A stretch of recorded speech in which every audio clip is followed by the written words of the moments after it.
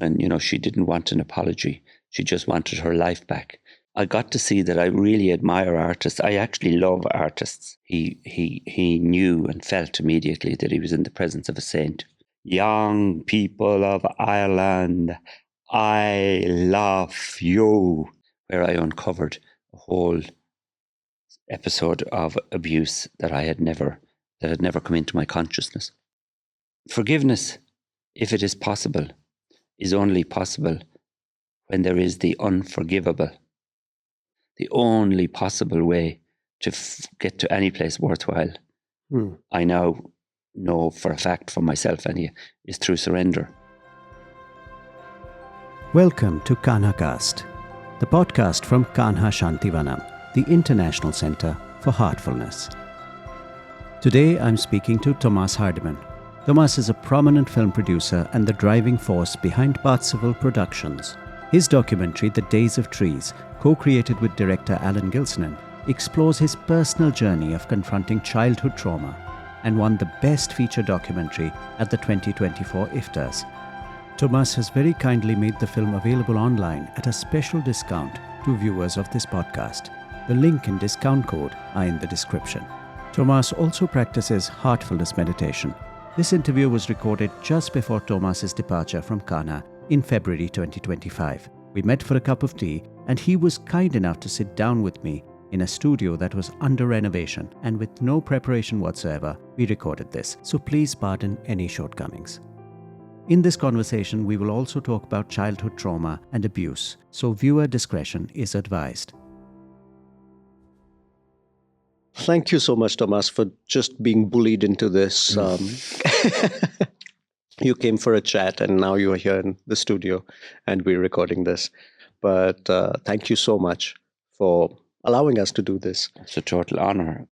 You spoke about celebrating your birthdays, the last two birthdays at Kanha, first with Heartful Communication and then with DPU. But you were not always... you were not always into the meditative practices. From what I know, you were had quite a boisterous past, and you would enjoy a celebration with all the trappings. All the trappings. I mean, conventionally that we think of when it's a celebration. So, how did this change happen? I mean, what was a birthday like before? I mean, what was a typical birthday like, say, when you were growing up? Well, it was always a quiet affair, really, because it's the 27th of January. And like in the West too, I'm from Ireland, so I can speak only from an Irish perspective, but people would spend so much money over Christmas.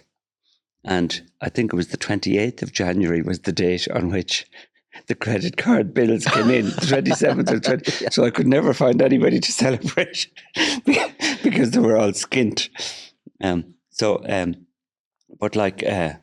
I know in recent years it would have been a quiet affair, but when I was younger, there'd have been more boisterous. There would have been drink involved and whatever else fun could be going on. But I think the meditation. Like my story, which I've been lucky enough to be able to tell, kind of began in childhood, where I think there was a very natural leaning towards self-reflection, and certainly in an Irish context, growing up in a Catholic country, a seriously Catholic country, in 1959, I was surrounded completely by the church and all the trappings of that. But I had a deep love for Jesus. That was something that was imbued in me, and I think it's something that always stayed with me. And I think everybody has that naturally. And it's whatever environment they happen to be thrown into when they're born. That's usually the thing that manifests. So that thread was always there. But of course, I was off the path for a long, long time for reasons that I've only like in recent years begun to understand how I was unable to kind of keep consistency in my behavior, let's say, or whatever, my activities. Yeah. But when did the first contact with heartfulness happen? When did you first kind of... Oh, yeah. That happened in 2012 with Ivor Brown. So Ivor had come to India, I think, perhaps, maybe, I'm not sure about the dates, but maybe 1981 or 82. Yes, And yes. he came to Sajanpur, and that's where he met Babaji. And he always said himself that once he came into Babaji's presence, he knew and felt immediately that he was in the presence of a saint. And he used to refer to him always when he was talking about, you know, as the old man used to say. But he retained a devotion to Babaji literally for the rest of his life. And he came back to Ireland, and I think there were some other Abhyasis maybe from England also, Irish Abhyasis who discovered heartfulness maybe in England. But he was one of the first anyway to bring heartfulness to Ireland, and as Sahaj Marg at the time, you know. So I knew Ivor actually in 1985. Believe it or not, it was just like you could say by accident. He was living downstairs with his wife June from the apartment that I was renting in Dublin when I was about 24 or 25. Mm-hmm. So I had met him first that time. And then I used to meet him sporadically in the intervening years up until 2012, when I began to get him to know him a little bit better. And I used to visit him. And one Sunday I visited him. I remember it distinctly. And like Ivor was never a proselytizer, or he was always a gentleman. He wouldn't shove anything. He wouldn't force you into something. Not at all. But he did very surreptitiously give me a book, and he said, "You may like to have a look at that." And it was an introduction to Sahaj Marg. Mm-hmm. And I read it that week. And then when I saw him, I think I saw him the following week again. And I said, "Look, that was a very interesting book you gave me." And he said, "Well, if you're interested, you know, you could perhaps go and have some sittings in Galway, where I lived at the time." Ivor lived in Dublin on the east coast of Ireland, and I lived in Galway on the west coast. So when I went back the following week, then I ended up having 3 introductory sittings with Angela Frawley, who was a great devotee of Charity. So she died on the same day as Charity, just 4 hours before him. Wow. Ajahn, yeah. And so she gave me my first, and she's a beautiful soul. And so those sittings, like, completely allowed me to be attracted to this. So was it system immediate? Of meditation. Was it immediate in the first 3 sittings, or did it take time, your relationship with this meditation practice? Yeah, no, I think it was the first 3 sittings were like something I had never experienced before. There was an ease and a naturalness about it. I suppose I had, like everybody, you know, the idea of meditation. Number one, you think, well, I can't sit quiet for any longer than 30 seconds without my head. Exactly. That stuff. And then, you know, there's all these mantras, and then you think, like, I don't want to be sitting on a mat, you know, saying mantras. So I suppose I had tried various types of prayer and meditation. I kind of now put those together, and often prayer and meditation were together in my mind anyway. So that if I was praying, even as a child, it was a kind of a meditative thing too. I've always thought prayer was important in my life, no matter what I was doing. Even when I was up to no good, I would be still praying, probably to get out of the trouble that I got myself into. Yeah, we're probably praying harder. Praying harder, exactly. Yeah. And so the thing is, this meditation system that I experienced with Angela, just immediately, it was really like a duck to water. And I think I've heard other people saying this as well. You know, that was their experience. There was a submerging and an immersion or something that happened that felt very natural first. So once I started it, I've never stopped. And I can't say that I've been very good at and consistent at the practice, but I've been. It's been part of my life since 2012. Amazing. And since 1985 is when you met Ivor the first time around. Yes. And Ivor was an extraordinary character in himself. I mean, he was, I had the good fortune of meeting him once, but even then he was he was a giant of a man physically. Yes. And also he had done all this work in the psychiatry field, which was revolutionary, and he had propagated the idea of you healing yourself, and totally revolutionized the way people looked at psychiatry, actually, and became an iconic figure in the field. And yet he was also someone who was deeply mystical. Yes. What was your interaction with him like? Yeah, well, you just described him beautifully there. That's exactly it. And we made a film on him in 2017 called Meetings with Ivor, directed by Alan Gilsenan, my colleague. And I remember, when we were writing the blurb about it, we described Ivor. We wanted to make a radical film, a film as radical as the man himself, the subject, because what you just described there is him being, quite high profile in Ireland in the psychiatric field, but he was also mystical, and how you could manage to do those two things was extraordinary in itself. But also, even within the psychiatry field, Rudy, he was chief psychiatrist of the Eastern Health Board. And he was also professor of psychiatry at University College Dublin. Two, they're august bodies like in the country. Yeah. But what we discovered about him is that he managed to be inside the system and outside the system at the same time. It's an extraordinary, it's kind of like it's something that can only be achieved perhaps by somebody who's immersed in this system as well too. It's an extraordinary thing. And he managed to, he had a lot of detractors. And he had a lot of people within the psychiatric field who didn't like him literally. He ruffled a lot of feathers, because he told the truth, perhaps. Yeah. And he was always kind, always took the side of the people who needed support. And he was very straightforward as well. He didn't, how people don't suffer fools gladly, but they make people feel bad. But he could actually not suffer fools without making them feel bad. Like he had some sense of, and that's where the mystical side that you describe probably allowed him to, actually maybe oppose people without tearing them limb from limb, like verbally or whatever else. He was a very gentle man. Mm-hmm. And as you say, a giant. And, I think we all love gentle giants. And he was one of them. Yeah. Yes, for sure. For sure. So, you also mentioned your first film was Meetings with Ivor. Was that your first film that you made? Actually, no. That was just the first film of a trilogy we made. Yes, a trilogy of films on psychological trauma. I had made some other films. I think I made about 7 throughout. My career has always been partly theatre. I worked in the Abbey Theatre in Ireland, on the as marketing manager, publicity.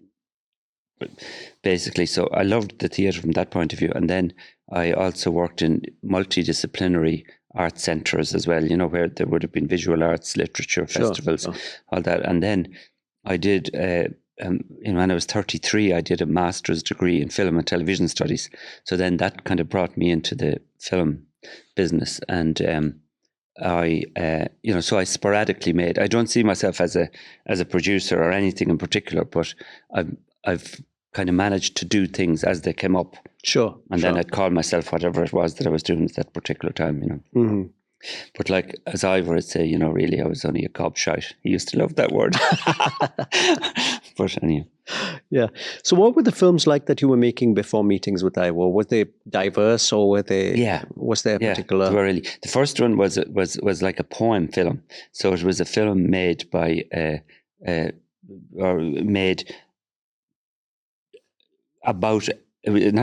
a film made about a poem, but we tried to bring a poem to life on film, which is very difficult. So it's a visual poem, basically. Yeah, and it was, exactly. And it was called Brood, and it was written by a man called Ian Kilroy, who's now a Buddhist priest. I think he has a new book coming out in the next week or two. But at that time, when the Pope visited Ireland in 1979. I was still at university at college, so I was about 19 or 20, I think it was 1976. And when he came to Ireland, the famous kind of iconic thing, I don't know if you've ever heard of it, but everybody in Ireland would know this. He was speaking in Galway in the big race course called Ballybrit. And in the middle of his speech, like we all know it off by heart, and the truth and the light. Young people of Ireland, I love you. And the whole place, like hundreds of thousands of people Erupted, just went into raptures. Yeah. Wow. And This was Pope John Paul, of course. This was Pope John Paul, yeah. And so Ian Kilroy, some years later, took this, and that was the reprise within the poem, the kind of repetitive stanza. He says, I have here the testimony, now it is spoken by the Galway Pope lovers whose hearts are broken. Very wow, beautiful piece about how that whole promise of being told you were loved by the head of the Catholic Church subsequently brought forth a whole litany of quite terrible and painful things that happened under the guise of the church, so there was a whole generation there who were kind of almost disenfranchised in certain ways, psychologically, So that was the first poem. And a brood, of course, is a brood, like a chicken has a brood of hens, or a mother will have a brood of children. Yeah. And so that's really what Ian Kilroy was trying to express. So we made a half-hour film on it, and it was directed by an actor, a friend of ours, Frankie McCafferty. So that was, I think, in 1989 or something. So that was my first one. And then I did a documentary on a famous bookshop in Galway. And we did one on a bronze sculptor called John Behan, very good, well-known Irish sculptor. And I did another one about how life in the country was changing so fast. The whole idea of community was starting to get broken up, as it does everywhere, Yeah. So they're the kind of films that I had been making up to that, and I can't even think I'm missing something. I did. Yeah, but it was diverse. We did a short film as well about two brothers who had greyhounds that were racing greyhounds in Kerry in the south of Ireland, and one of the actors was Colin Meaney, who was in it. He was in Star Trek and all. Yes. He was a friend of ours, and Tony Rohr. So that was a drama. Fantastic. And what role do you enjoy playing in the filmmaking process? Do you get involved in the scripting as well, or do you stay as a producer? Do you stay aloof, or do you get your hands dirty and get involved with the creation? Yeah, I love the sense of camaraderie that exists within any film project is going ahead. Yeah, it's lovely. Like, I mean, obviously, like the producer raises the money and usually puts the talent together to a certain degree, and then with the director, the director will cast things. But I would always be involved right across everything, just from plain enthusiasm and curiosity, not like to be the boss or anything. But there's that archetype of the producer who's going to get the script changed because he doesn't like it. Yeah, I know, Actually, we this is really interesting. When we were doing the film on the dogs, there was a well-known politician who was involved with us at the time, who was helping us. Mm-hmm. But also the dog's name was the same name as this politician's arch enemy in the constituency. So he suggested very quietly at one stage that we might change the name of the dog. So, but like, he wasn't a producer. But the thing is, you get little things like that happening. But for me, it's a total joy and an honor to be a producer, like, because I get a chance to have a look in every side. But like, generally, my style, which I think is the wisest style of all, is if a director is directing, let the director direct. Mm-hmm. If an actor is, let all that happen.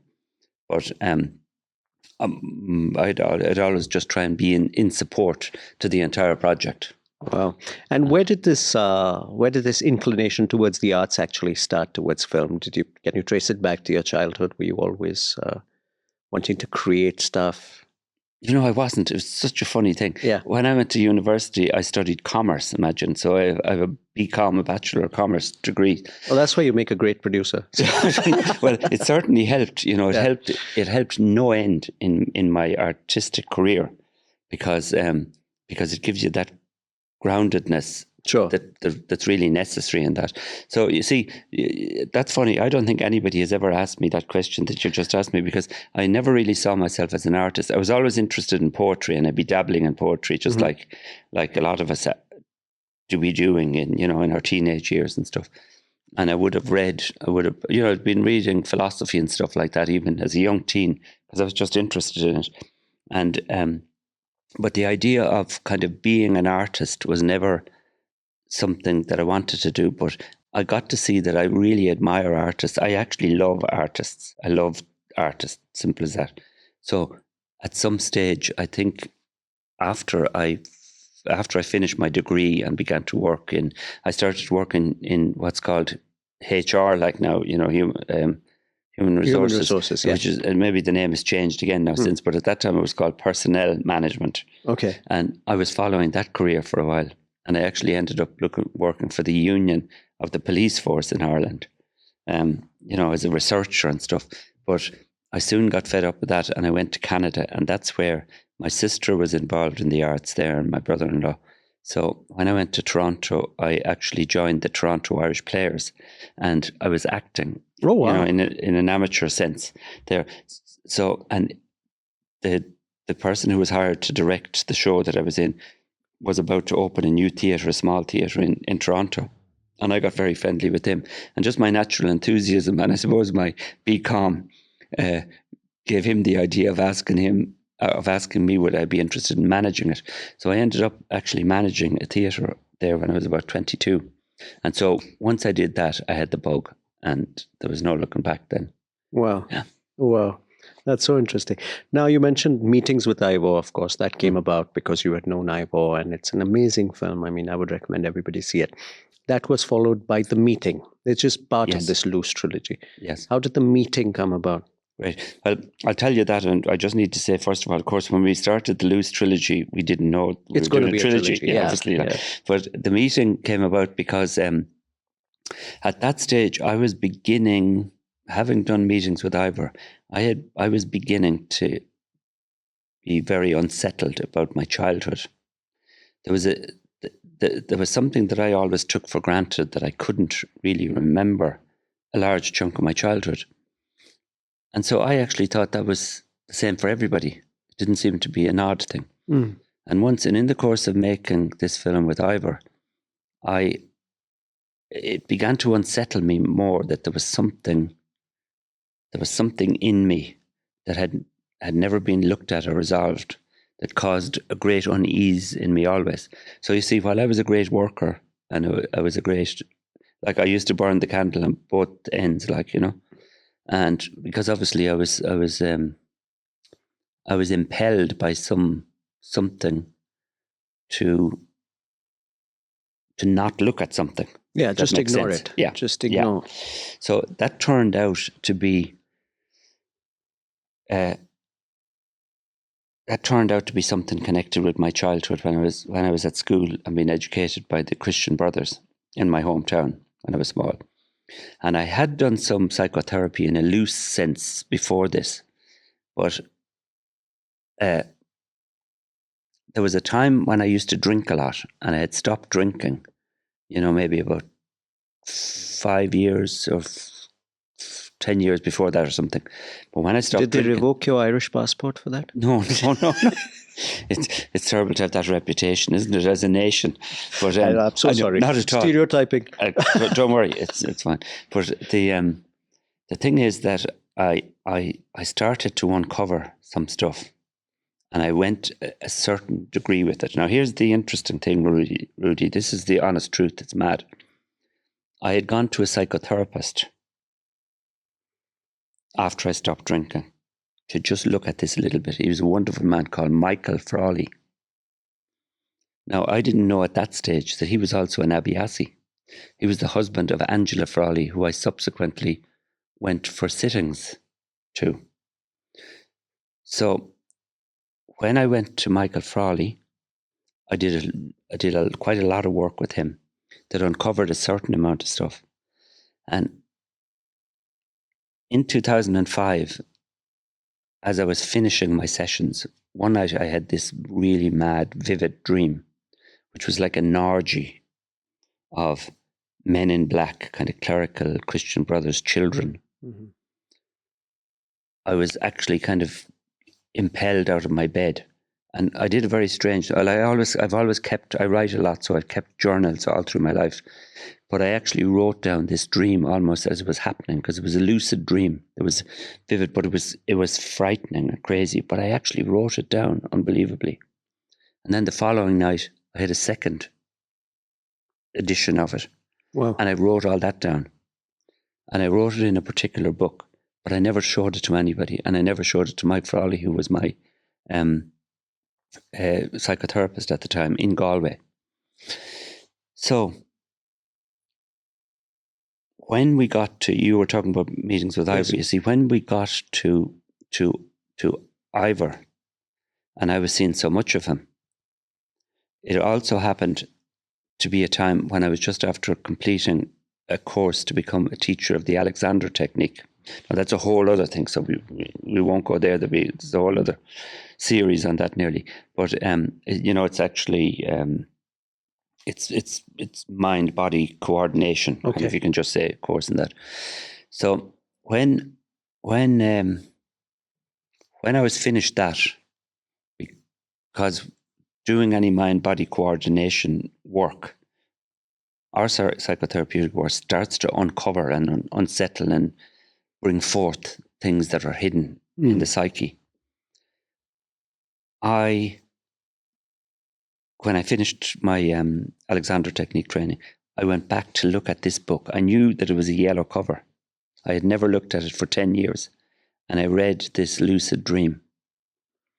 Now, it so happened that Mike Frawley, who I had since got to know in a whole other way, because I realised I had discovered someplace along the way that Angela Frawley was married to Michael Frawley. And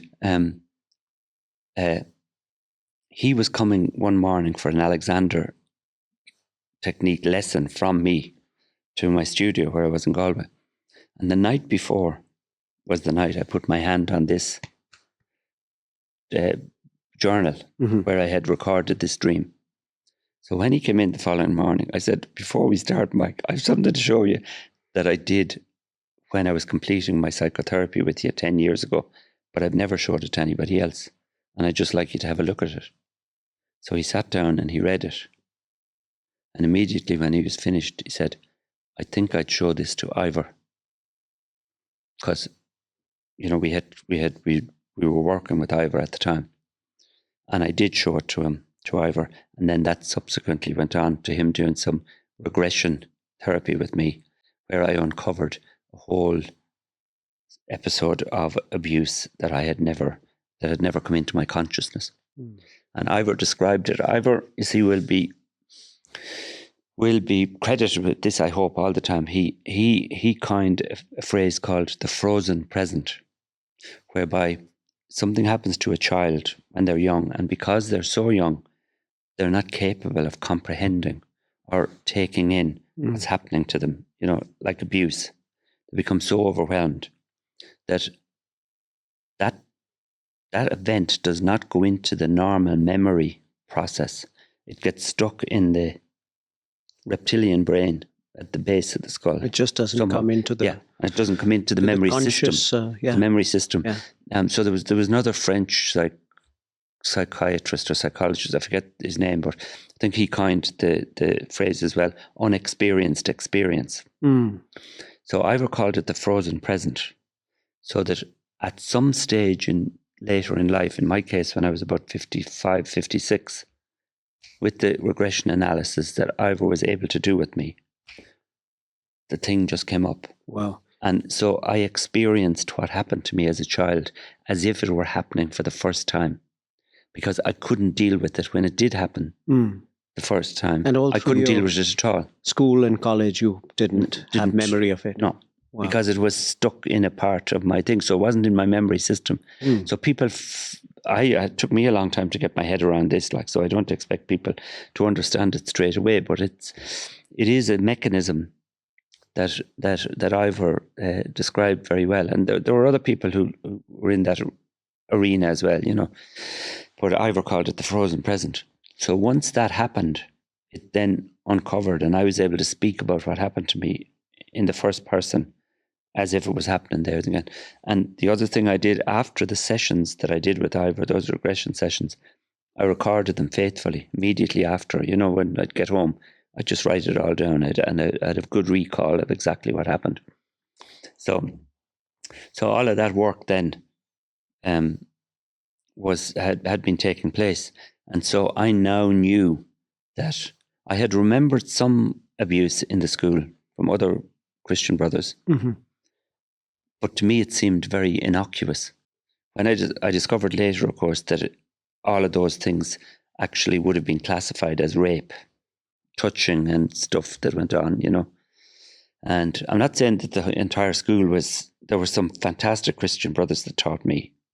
And I think you were educated by the Christian brothers. You were telling me as well. Yeah. And there's some great men, like. But in any case, I had a number of let's call them encounters with brothers who were damaged men, maybe sick men. I don't know what the best term for them is, but so it was not just one abuser; there were multiple. Yeah, there was more. Yeah, but it's very difficult to talk about multiple. You know, it's very difficult to relate this. Yeah. But just to answer your question about the meeting, how that came about, because I had done all this, I suddenly said, I want to meet this guy that I had completely kind of. I always locked knew, out of your. Yeah, well, I had memories of him that I thought he was my hero, because it was all color. Because I needed him to be a hero. Of course, and you also had this affinity for Christ, and yes, exactly. Men of Christ would be the most heroic. Exactly. Yeah. There was never any question that they weren't acting in a manner similar to Christ. Jesus Christ would have. Yeah. So. I mean, they'd never have told me that, but that was just implicit. It was assumed. So then I was playing around with the idea of saying, I'd actually like to meet this guy in adulthood. Because immediately I had no inclination to go to the law, or because I don't see that as being, for me, in any way aiding my healing. So I kind of just was kind of making a beeline for maybe seeing him. And again, you see, this was probably all influenced by my heartfulness practice as well. Because, you know, if we open our heart, it's very difficult. You know, it's not that it's very difficult, but you're not automatically inclined to go for the jugular with somebody on any subject, you know, whether it be a serious one or an innocuous one. So then when I was thinking of meeting the person, I suggested it to somebody. I was at a seminar once and there was a woman there, and she kind of mentioned restorative justice. So I said to her, well, I understand the word restorative and I understand the word justice, but I've never heard the two words together. And then she said, oh, that's where an offender and a survivor or victim or whatever would meet face to face and talk about what happened. Yeah. And so I was really interested in this. And then this woman also told me that there was a case that just had happened where a woman from Dublin, a young woman from Dublin who had been raped when she was 21, met the man who raped her after he came out of prison. He served 7 years in prison. That woman was Alva Griffith, an amazing young woman. And when he was coming out of prison, she was kind of saying, well, what if I run into this guy in the supermarket on the street or whatever? She had seen him through the court cases, but she actually, all she could see him, the only way she could see him was as a monster. Sure. So she said, I need to do something about this, so I'd like to meet him. So she applied for a restorative justice meeting. And someplace along the line, this man agreed to meet her, you know, in a setting where there were facilitators and, you know, they were totally protected. It takes a long time to set up one of these meetings. So when I heard about that, Alan Gilsenan, my colleague, was with me that same day because he was doing the job and he was doing some filming where we were. And so I went to Alan at the half-time of the thing and I said, you know something, I'm just after hearing about somebody who met their rapist, you know, and I had already mentioned to him, you know, it'd be interesting if I could meet these people, you know. or this is one of these brothers. And so we decided we'd go and meet Alva and the woman who facilitated her meeting. And that then ended up in the film, The Meeting, which is it's like a feature film. And there are actors. We were going to have it all actors. And then one day Alan said to me at lunch, I remember he just said, because we were looking, he was auditioning actresses at the time. And then he said, I wonder would Alva ever consider playing herself? So we said, and we asked Marie, the facilitator, and then Alva herself, whether she'd do it. And she did. So she played herself, but the rest were actors. So that's a very compelling 90 minutes of film. If people are up for watching it, you know, it's not like easy. Yeah, it's not easy looking at, but it's quite extraordinary what happens, Rudy, in the film, because you can see that between the two of them, it's all based on truth. It's actually looking at what really happened, nobody playing around. And we used as the slogan, you know, she didn't want an apology. She just wanted her life back. So she wanted to sit opposite this man who had raped her in a way that she could see the various dimensions of him as a human being, get to know this, get to say to him exactly what she wanted to say to him, eye to eye. He was listening to her and he responded in the way that he did.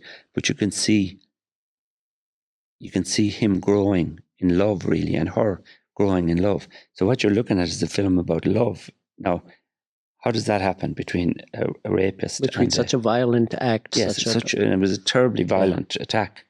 But it's just extraordinary. So again, I just love that. Now, this is the point at which you say to me, well, are you a producer and is Alan a director? But there's a certain sense about something happening here that we were just following our noses, really.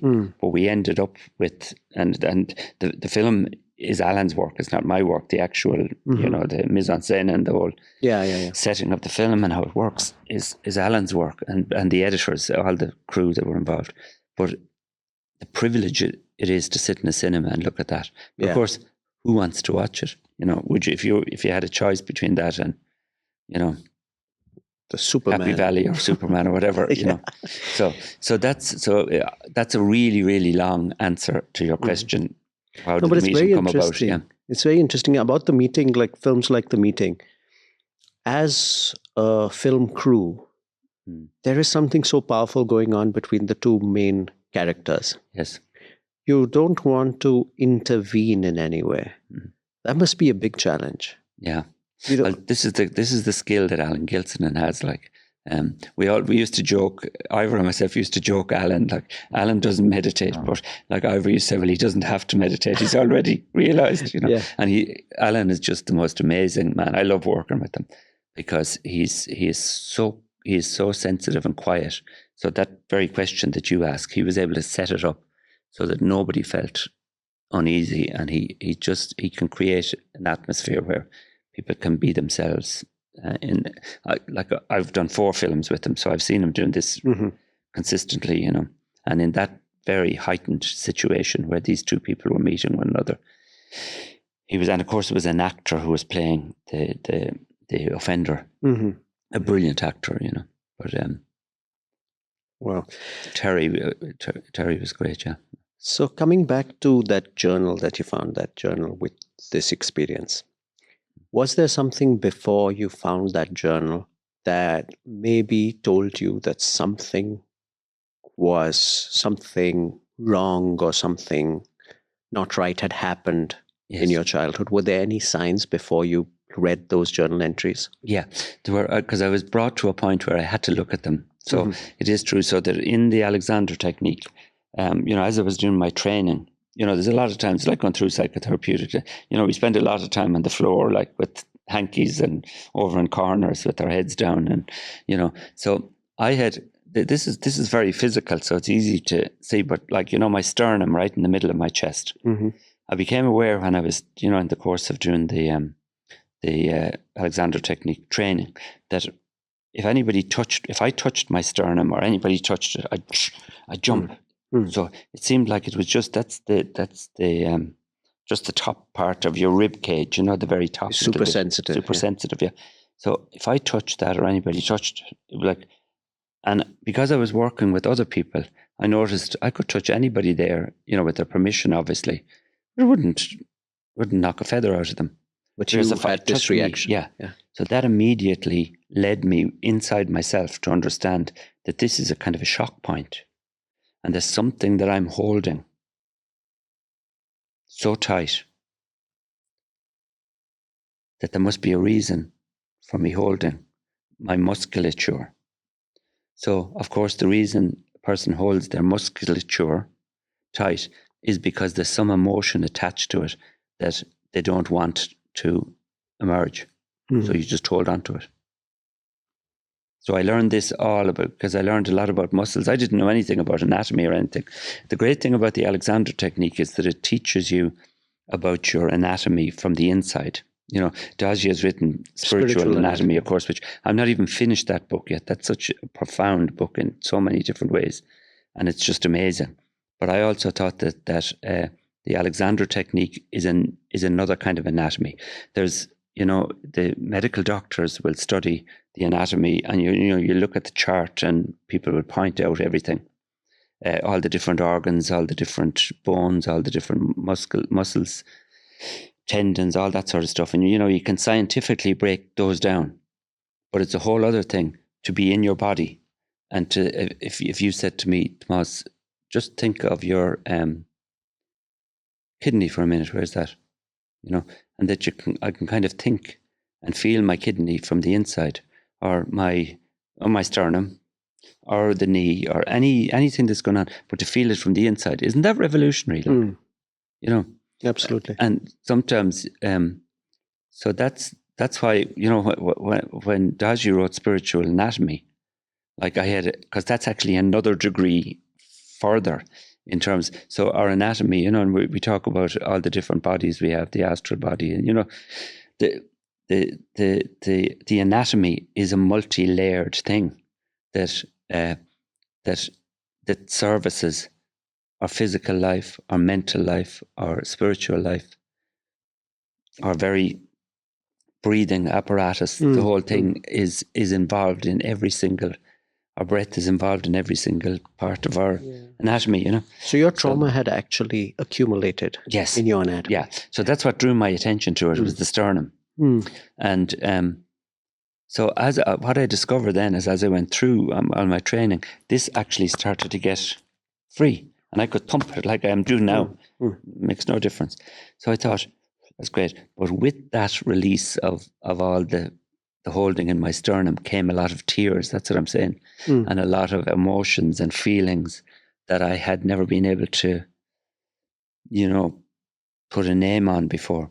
So I then had to, so this is what I'm saying when I went back to look at that dream, which was, you see, what happens when we come close to a trauma that we've been, some people call it suppressing. I don't actually mind what you call it. It just means that it's inaccessible to my consciousness. But I felt that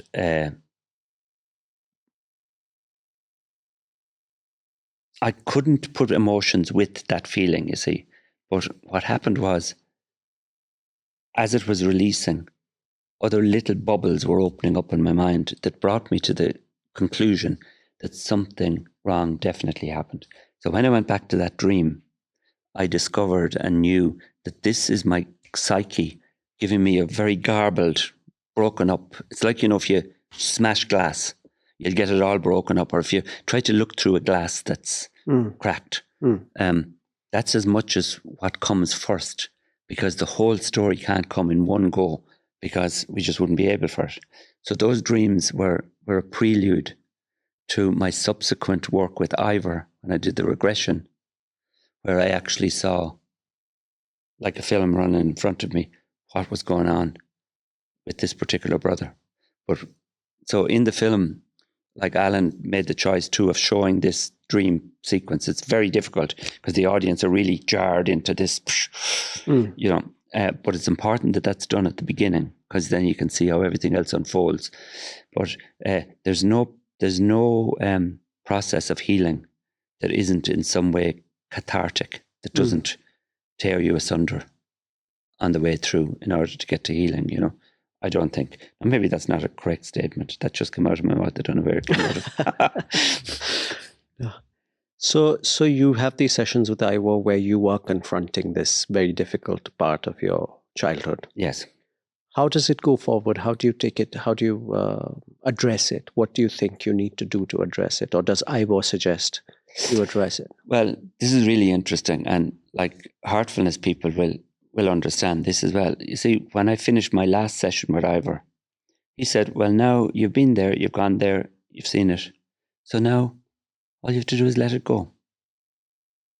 Now, he was very good in saying this, and I think I probably said it to him maybe years later.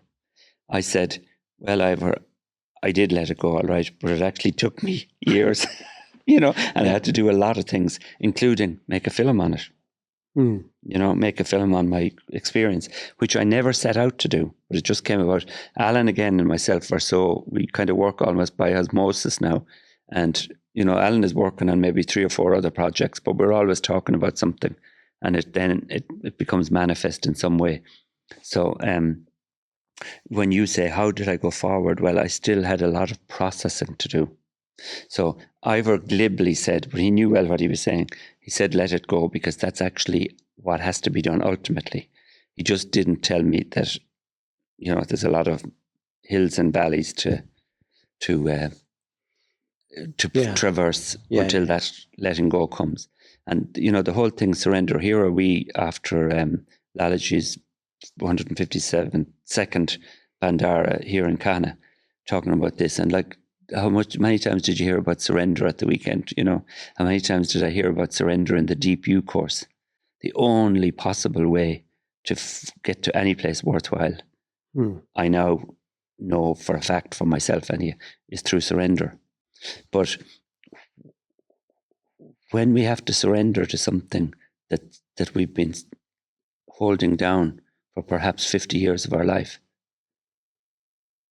you don't want to hear about surrender then, you know, because your visceral being says, no way, Jose. I'm not looking at that, you know. Yeah. But somehow, and again, I'd put this down to all the time that I've been doing the heartfulness practice. Each meditation just brings another little increment that has brought me to a point now. And it actually did bring me to a point before we made the latest film, The Days of Trees, which we haven't actually got to, but I've kind of got there myself. That it was that in itself was an act of surrender. And I learned how to surrender in my heartfulness practice. And also there are other things that I do, again, related to, you know, I did say that I used to drink a lot. So without saying too much about that, I obviously had a long road to go in order to live a life that was free of alcohol, and that causes a person to take a moral and inventory of themselves, you know. So I've been doing that over the years as well, and all of that has led me to a point where I now know that surrender is the best thing. But of course, I fail miserably at it every other day, like, you know. Now we will come to The Days of Trees, which is the latest of the loose trilogy of films. Yes. And, you know, it's been very well received. Not many people have seen it, but all those who have seen it, it's got the IFTA award. It's affected everyone who's seen it. They write about it. It's, you know, I was just reading Gabo Mate recommending it in a podcast. So you take the decision now. After that journal, you take the decision to put it onto film. Yes. How did you know what you were getting into, or were you just, okay, I'm going to surrender to the process? No, I hadn't a clue.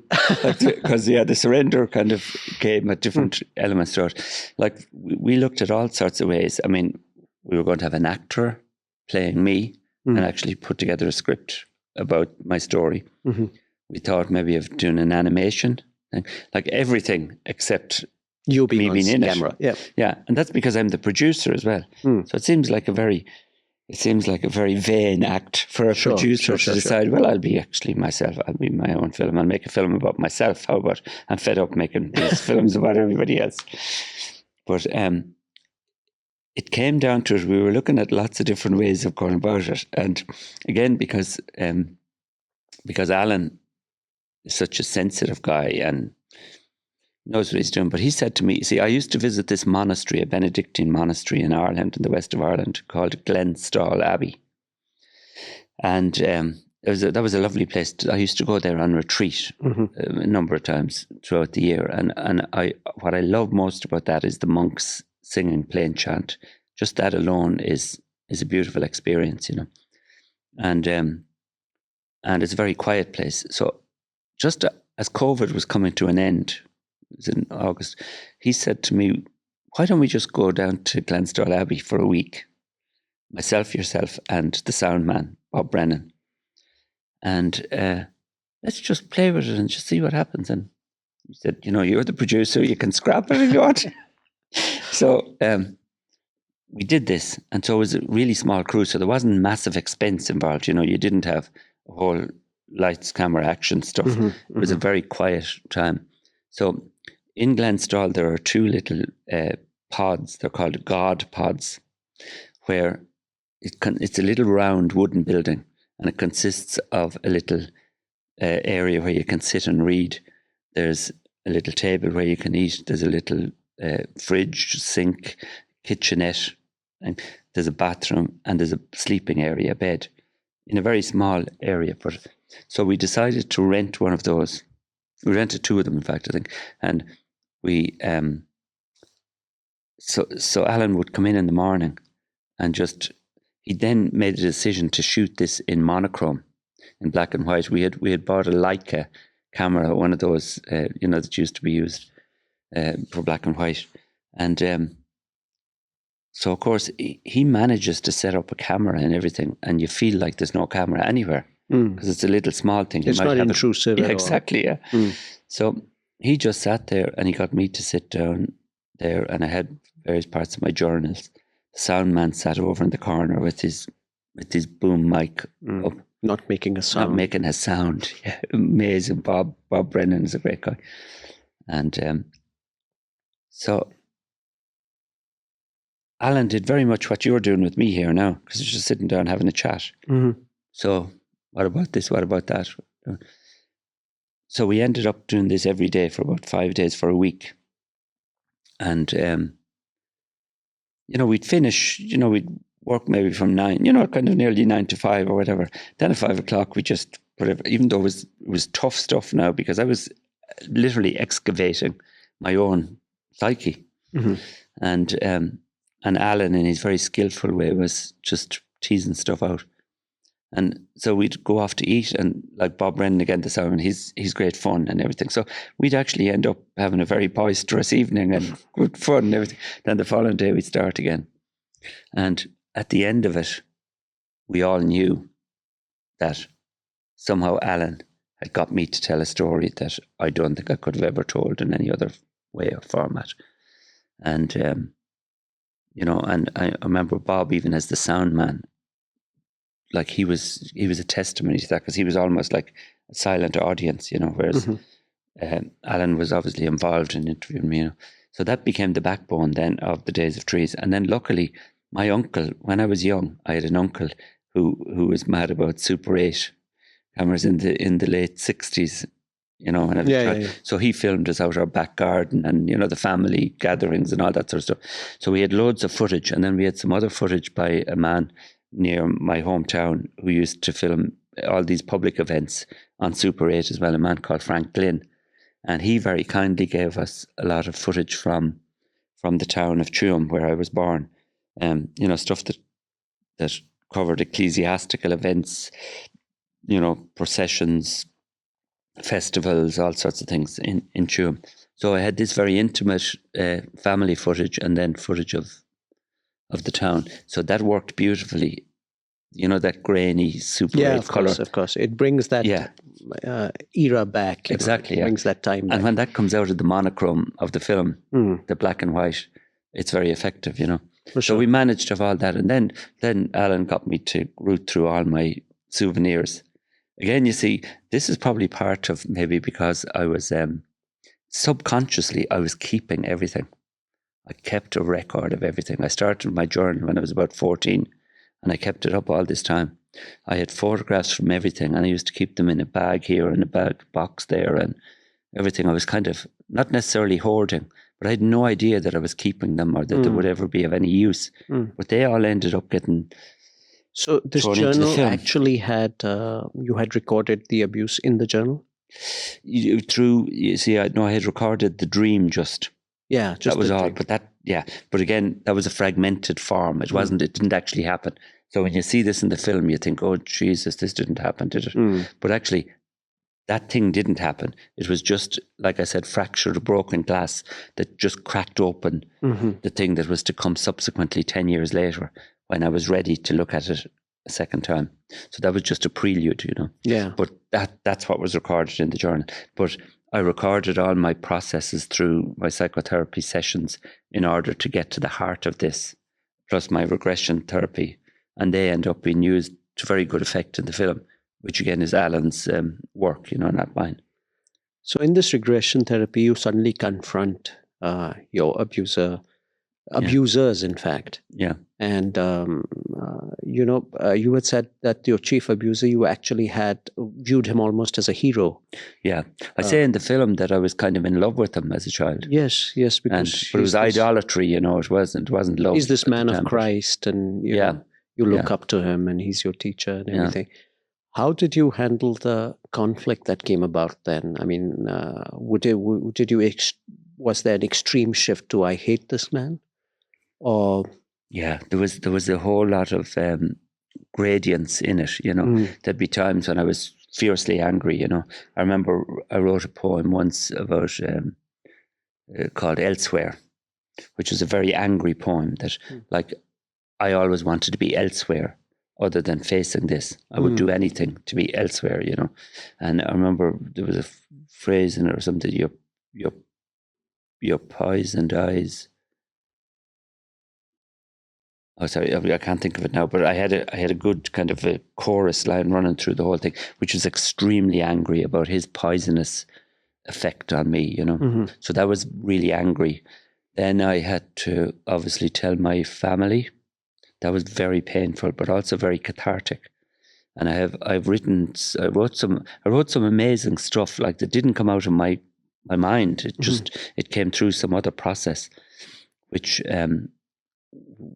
became quite lyrical and quite descriptive of a complete confusion, So it's almost art, but like I didn't write it, it came through me somehow, as all the best art does.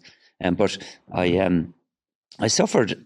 See, let me tell you the truth. Of course I did. There were times when there were periods when I couldn't function at all. So, like, I would have been doing maybe an important job. Well, what I thought was important. I don't think anything is important now, but except my spiritual practice. But actually, that's bullshit. I hope just edit that. Or that's complete bullshit. But I don't know what I'm saying, so I'll stop. But what I wanted to say was that I did suffer quite a lot. Yeah. Just in the processing of it. If you watch, or if you thought of any time in your life when something deeply painful happened, like what did, you're like, I think we're like animals. We have to go somewhere to lick our wounds and wait to heal. So I was kind of taken out of the game a few times in the course of trying to deal with that. And of course, it's just like, how they say, a woman like completely forgets childbirth. Once the baby is born, everything's wonderful. Yeah. And they go and do it all again, like, because you just put it away. So I've put away a lot of the suffering that I did, to the degree that when you asked me just there now, well, how did you feel? I had to really dig deep to say, well, actually, yes, I did have a tough time, because I've already obliterated, left it all behind. Dealt with it. Yeah. Very interesting. But then slowly you've moved to now that 2 days of trees that we see, you've moved to a more sort of viewing even your abuser as a patient, as a sick person who has to address his sickness. Yeah. And how that process, was it something that came to you through your faith in Christ, your childhood? How this extraordinary capacity of the human heart to forgive, not forget necessarily, but forgive. where do you think we get this? I think, in the meeting at the Alan chose this, the two lines that come up on the screen just as the film is starting. I think it's a quote from a French philosopher. I know it's just not coming, his name isn't coming to me, but it said, if forgiveness, if it is possible, is only possible when there is the unforgivable. So that's something that you nearly have to see written down and ponder for a while before, because it's a very deep thing. So that affected me, when I pondered on that. Well, if I'm to forgive something, it has to be absolutely unforgivable. And of course, it's unforgivable. Let me say it clearly, and we all know this. It is actually unforgivable for somebody to harm a child sexually who hasn't got the capacity who's supposed to provide consent or anything. Absolutely, really. It's just, it is unforgivable. Okay, so let's start there. And this is what I've come to know, Rudy, that we have to start at the truth, that it's unforgivable. We won't start up a bit and say, well, Christ taught forgiveness, Buddha, Muhammad, all the religious traditions where we've been taught to forgive and forget and, turn the other cheek, all of these things that have been just taken and used completely out of context. Let's call a spade, that's the thing. And Christ died on the cross. Father, forgive them, for they know not what they do. So I suppose I was influenced by all that, but I was influenced, as I've been saying all the time, Heartfulness fulfilled the type of ambition, perhaps, that I had as a child to become closer to God.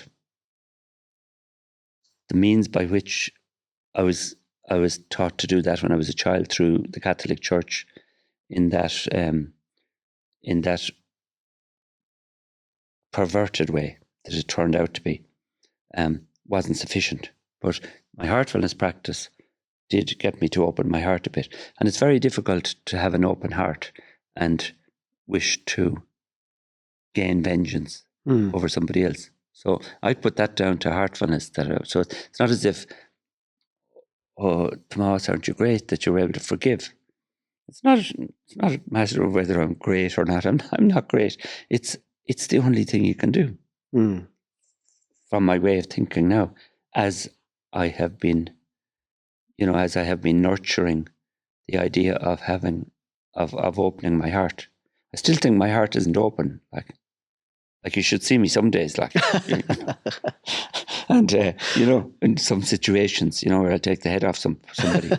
But I'm working towards having my heart open, and that's still an ambition, But it's a beautiful thing, and all heartfulness practitioners know this, that when you actually do arrive at a point at some stage, whether it stays or not, where you have an open heart for even 10 minutes, how wonderful the world is and how impossible it is to look for, to hold resentment or to look for vengeance or to... There's no hate. There's nothing. It just doesn't exist. So I really put that down to heartfulness that gives me that insight and that capacity,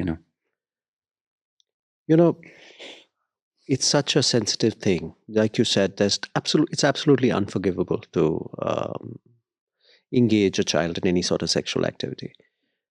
But, sex is such a basic instinct in us all. And when we grow up, much of our lives are spent obsessed with it. I mean, be it entertainment, be it film, it's even poetry to a certain extent, literature. It's all about that, pursuit. And how do you think we can, because it's something very natural. Yeah. And why do some people become abusers and some not? Do we all have the capacity to be monsters? I think we do. I think kind of we do, because I've always thought this, and again, it's through heartfulness that I've pondered things like this about the existence of good and evil. There was a time when I didn't want to think there was such a thing as evil, and certainly not any evil in me. But I've certainly come around to the knowledge, and I'd call it knowledge, that evil and good exist. It's like a yin-yang thing. It's in the universe. It's in ourselves as individuals. It's in society. So when you talk about, this is really good now, because I haven't actually been you've asked me a question that I haven't been asked before. So it's a real difficult one, but it's a great one. I would say that it seems to be a fact in a way that many, let's say men, because perhaps, there are incidences of it with women, but mostly with men. But men who have been abused themselves. I think Ivor said to me that, well, nearly most of the people who abuse children have been abused themselves as children, but not everybody who's been abused as children go on to be abusers. And again, I always think and I pray and I give thanks that was never the case with me. I had lots of children growing up around me, nephews, nieces and everything. Never had any proclivity. Thanks be to God. It never rose. And in a way, isn't that a funny thing? Because I had no consciousness that it ever happened to me anyway. But maybe if you do have a consciousness that it happened to you, it can somehow pervert or set astray that strong instinct that you've spoken about, the erotic instinct that's in every single human being. And you're right to say that it's really strong. It's something we don't talk about in our lives, but it is actually at the base of everything. And I suppose that sort of erotic attraction that causes, let's say, a man and a woman to come together and procreate. It's almost like a trick of nature to keep us procreating. Keep the species going. Yeah, but there has to be a very big piece of pie there, like to say, well, I'm going to commit to bringing up a child from 0 to 18 or whatever, and I'm going to work every day to ensure that they're looked after or not. So,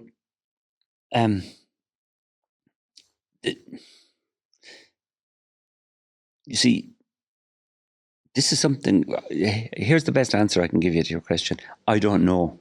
Is the answer. I haven't a clue, but I would love to take part in some sort of a process where a number of people can actually dive into that and discuss it a bit.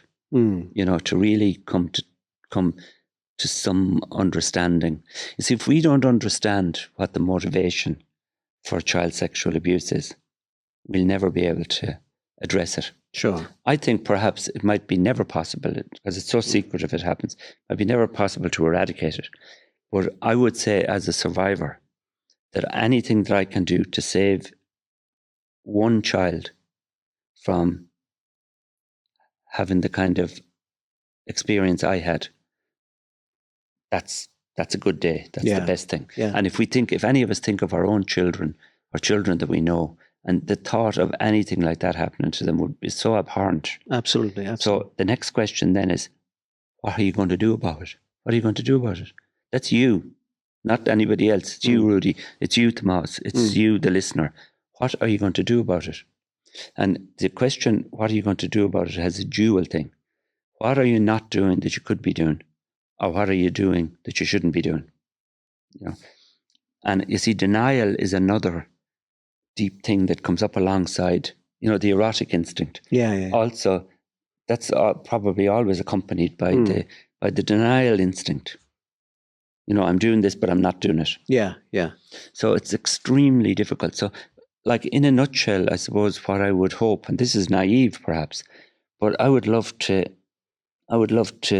see a way in which we can talk to perpetrators, to as many of them as possible, in a spirit of inquiry, compassionate inquiry, which of course is Gabor Mate's. That's what he called it, compassionate inquiry. And I think Gabor is like he's the best soul in the whole trauma world. This whole business of trauma has turned into an industry. Even recently, I've noticed it since I got really interested in it in the last 10 years. And, like The Body Keeps the Score, Bessel van der Kolk's book, Peter Levine's work on somatic experiencing, Waking the Tiger, all of these, they all contributed a great deal to us beginning to understand this. And we actually interviewed all of those for meetings with Ivor. We met them in Boston. They were together at the same time. But so that's all a great help. But it's time for the rest of us now to pick up the gauntlet as well. And in our own little ways to... something happened to me here, I think, in the last week. And I've been trying to think who said it to me. But somebody said... And again, I don't know whether it came through some of the public events or whatever, but that if something is wrong, we've got to stand up and say, it's wrong. Mm. Yeah, absolutely. No, that's a very loaded thing. And, Yeah, I guess say it's wrong, but not not say against it's, anybody else, yes, but exactly, just to admit in our soul, this does Yeah. not feel right to me. Yes, whether absolutely. it's happening with somebody else or not. So you're not pointing fingers. Well, you can or anything. condemn the act for sure as Yes. being wrong, Yes. but a person cannot be wrong. Yes. It's not, what a person does is extremely wrong, heinous, whatever. Yes. But at the end, the person is a person, right? So Yeah. it's very difficult. I mean, Yeah. because the immediate reaction is just kill anybody who, they should be sent to the gallows. And yeah, that's the thing. But you've made a very key point there. And again, this, I think, comes from heartfulness practice and stuff, that, how can we tell the dancer from the dance? Mm. And you can't, it's important that we educate ourselves to say, when we say this, we're talking about the act, we're not talking about the person. Mm. And we begin to get somewhere then. Yeah. Because otherwise it's just blaming, and it's causing, all the polarities that happen. Absolutely. Sometimes I think, speaking personally, I can, just if you think of thought as action, if you think of thought as action, or if you think something, you've actually done it. In that case, we are all criminals in a way. Yeah. Because we've thought up stuff that would be unacceptable. Yeah. We've always thought up stuff that would be unacceptable. Yeah. But what is the thing that pushes a guy over the edge and says, Yeah. translate that thought into action? Yeah. And it's frightening. Like when you say that, I get it. My sternum nearly begins to contract. Yeah. But yet you have to ask it, Yes. And I think, you see, here's the thing also about the media. And again, like I was like a PR man and, looking after the media. I was doing it for artists and for the theatre and stuff. But I often think of this, you see, there's right and wrong. Let's say just as a model, there's right and wrong. And then there's the media in the middle, mediating in some way, which was always regarded as a noble thing. Yes, absolutely. How journalism and the media, the fourth estate, yeah. Mm. But that's become something now, as we've been experiencing it recently. Is this right? I don't know whether you agree with this, but this polarity that we talk about happening all the time, and of course it's happening in all sorts of parts of the world, that's keeping people apart. It's not allowing A and B to meet at point C and speak to one another. So for me now, in my experience of having been somebody who's abused, I came to the view quite a good while ago, which is why I didn't want to go through the legal process, because that somehow scrambles the issue at hand.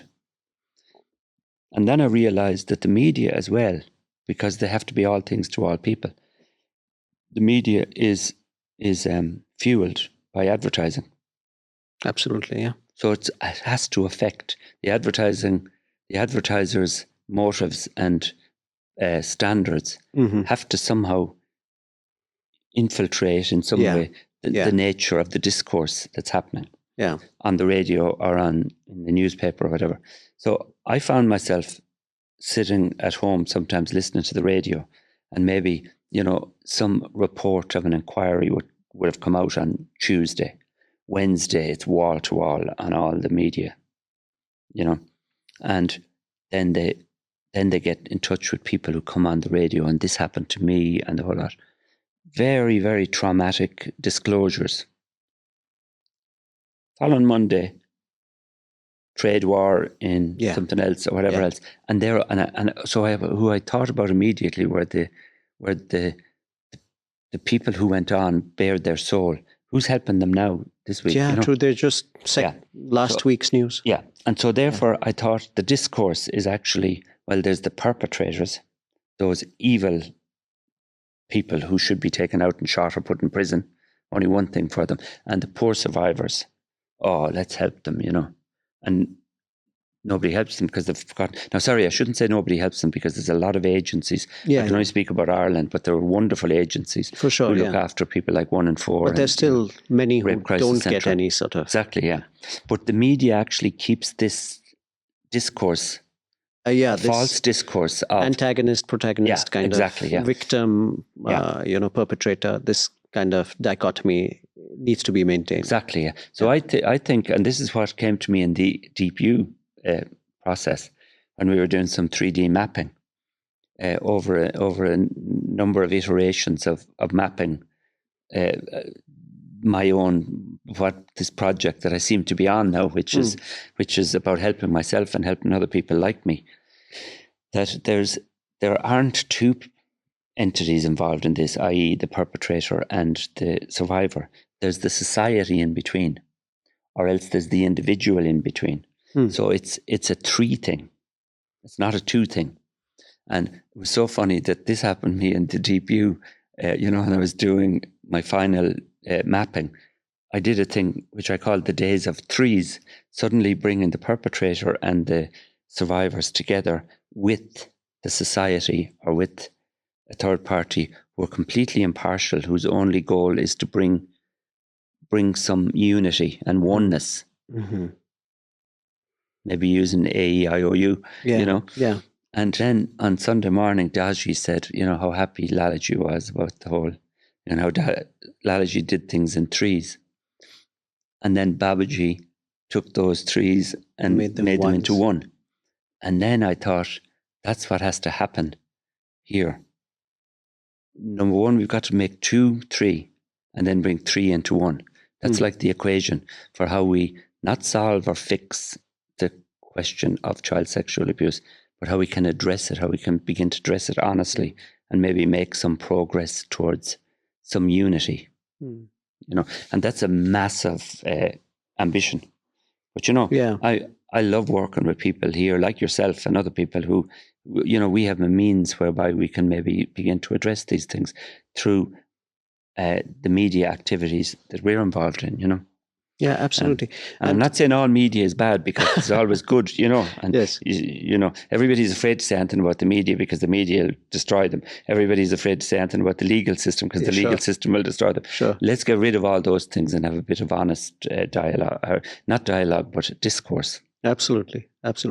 And there's always been, within the Heartfulness community, it's always been encouraged to have the approach of we as in humanity. It's not a personal goal, because as a species, it's like any child abused speaks badly of us as a species, as a exactly. It's not particular, because nothing happens in isolation. There is an entire thing around it. Yeah. That somehow circumstances have led to that. Yes. And it's just it's a horrible manifestation of something that needs addressing at a much deeper, And again, I see it too manifested in Heartfulness.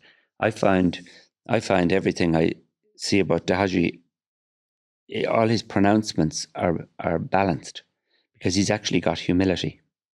This business of I found that really difficult at the beginning, to say, well, am I going to be following a guy like, Yeah, sure. But that changed over time. Yeah. In this very simple way.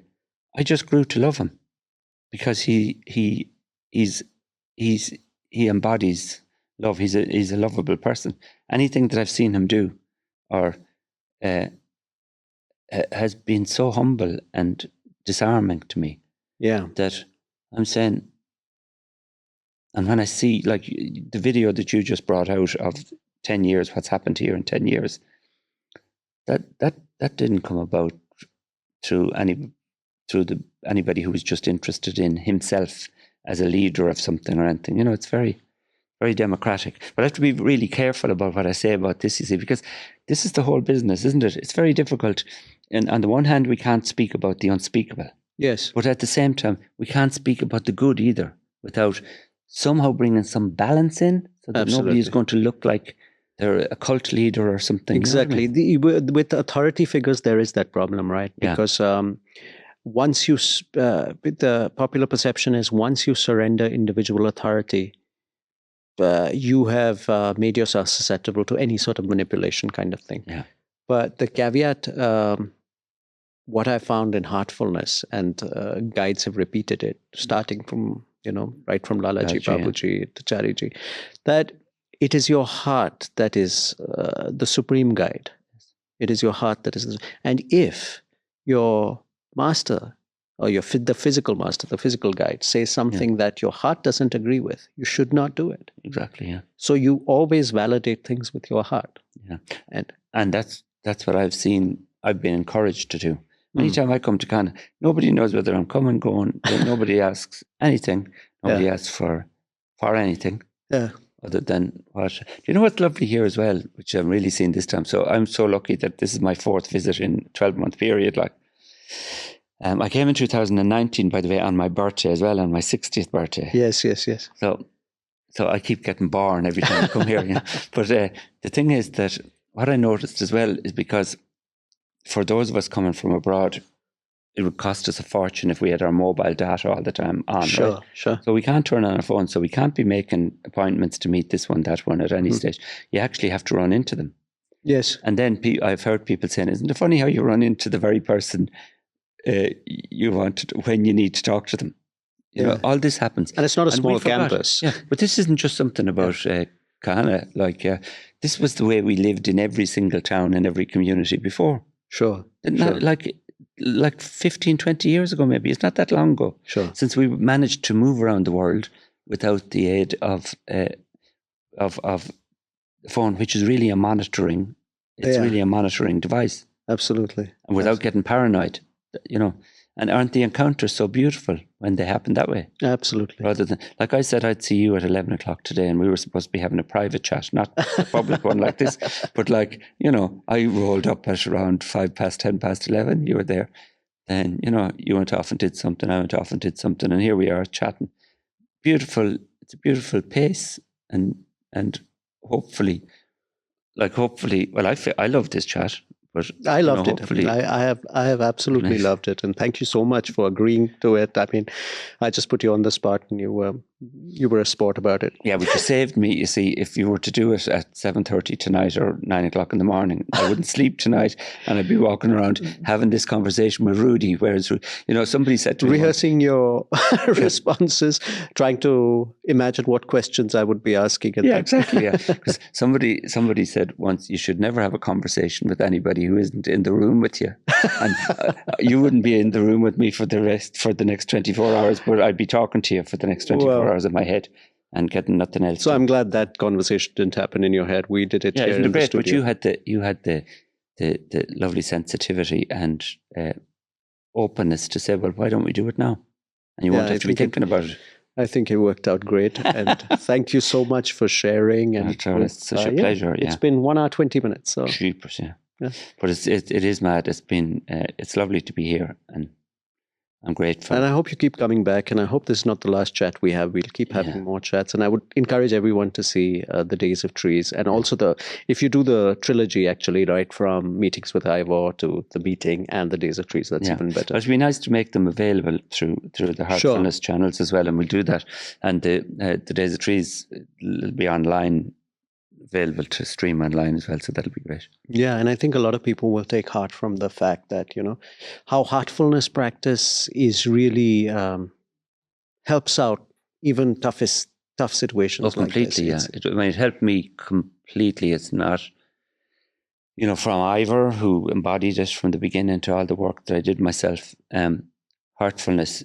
If you look for a thread through my thing, you'll see heartfulness and some other ones as well. Yeah, which is not to say that this is the only practice. Of course, it's not. Of course, there's many. Yeah, and the whole thing as well is that heartfulness is not just a practice which exists saying, well, you've got to be at meditation at 6:30 in the morning and 6:30 in the evening. You have to do your cleaning and you have to do your night prayer.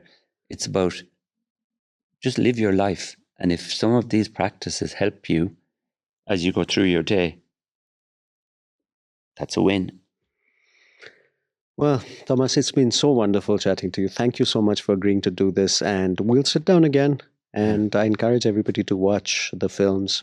It's been so nice. And keep coming back to Kanha. Well, I can't not. And thank you for your lovely presence. That was lovely. Thank you. Thank you for joining us for this episode of KanhaCast. Please stay tuned for more episodes in the future. Until then, from the entire KanhaCast team, namaste and goodbye.